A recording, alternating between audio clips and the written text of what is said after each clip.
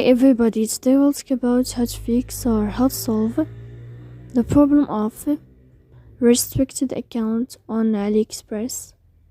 To know how to fix or how to solve the problem or the issue of restricted account on AliExpress app, you should just go to settings.